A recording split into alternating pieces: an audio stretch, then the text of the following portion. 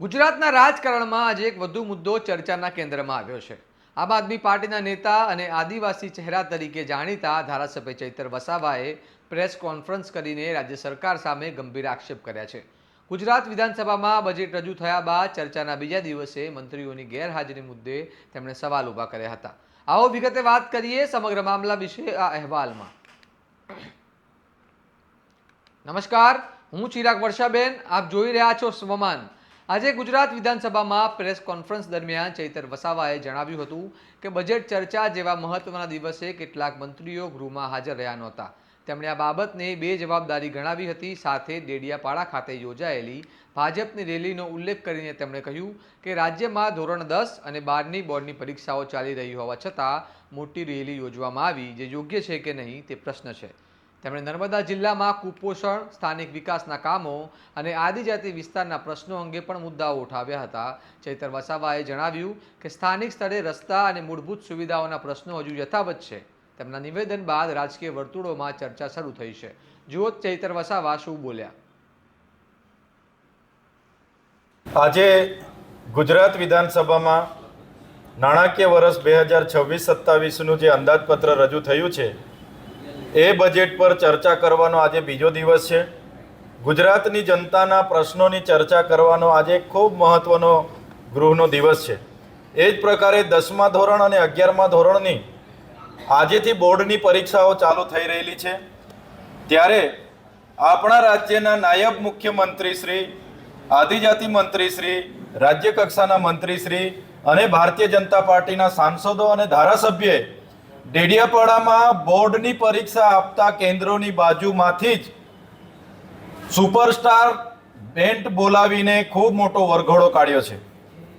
નાયબ મુખ્યમંત્રી, એમના મંત્રીઓને કદાચ બાળકોની ચિંતા હોત તો બોર્ડની પરીક્ષા આપનારા બાળકોના કેન્દ્રની નજીક આજે એ લોકો વરઘોડો નહીં કાઢત, પણ એમણે ત્યાં વરઘોડો કાઢ્યો છે અને બોર્ડ પરીક્ષા આપનારા વિદ્યાર્થીઓને ડિસ્ટર્બ કરવાનું કામ કર્યું છે। ત્યારે મેં આ નાયબ મુખ્યમંત્રી સહિત એમના નેતાઓને, એમની સરકારને કહેવા માંગુ છું, 30 વર્ષથી ગુજરાતમાં તમારી સરકાર છે। જો તમે તમારી સરકારમાં કામ કર્યા હોત તો આજે તમને ડેડિયાપાડામાં વરઘોડા કાઢવાની નોબત નહીં આવત।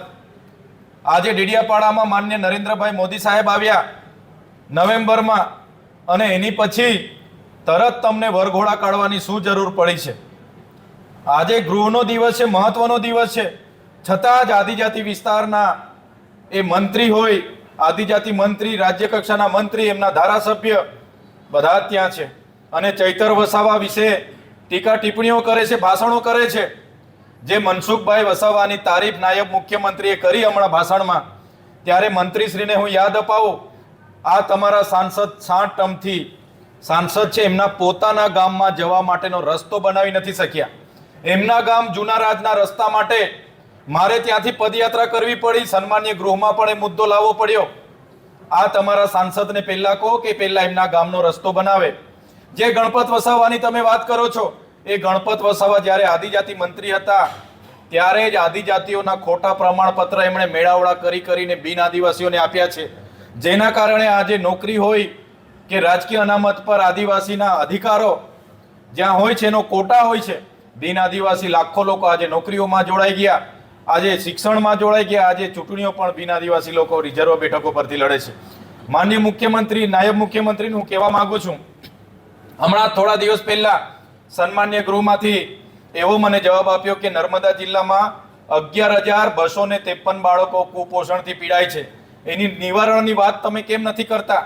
નર્મદા ડેમ છે, એક બાજુ ઉકાઈ ડેમ છે, એનું પાણી ડેડિયાપાડાના મળે, એની વાત તમે કેમ નથી કરતા?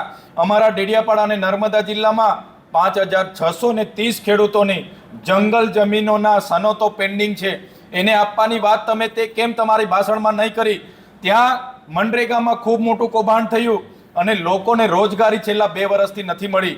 નર્મદા જિલ્લામાં એક જોબ કાર્ડ પર માત્ર 1 વર્ષમાં 18 દિવસની સરેરાશ રોજગારી મળી છે, તો એના માટેની વાત તમે તમારી સ્પીચમાં કેમ કરતા નથી?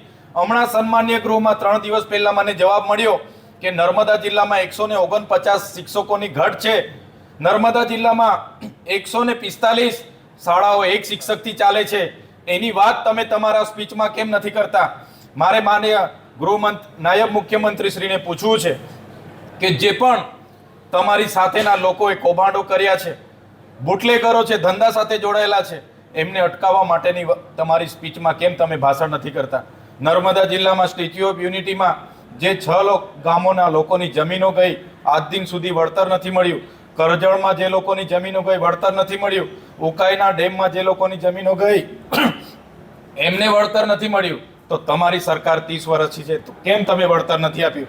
એની વાત કેમ તમારી સ્પીચમાં નથી કરી? ત્યારે મારે કહેવાનું છે કે ત્યાં જઈને આજે ચૈતર વસાવાને ત્યાં પ્રતિબંધ છે, એટલે ત્યાં જઈને તમે ચૈતર વસાવા વિશે ટીકા ટિપ્પણી કરો એના કરતાં તો લોકોના સમસ્યાનું નિવારણ કઈ રીતે કરવું એ બાબતનું તમે જો ભાષણ કરતા તો ચોક્કસ અમે સ્વાગત કરતા. ધન્યવાદ.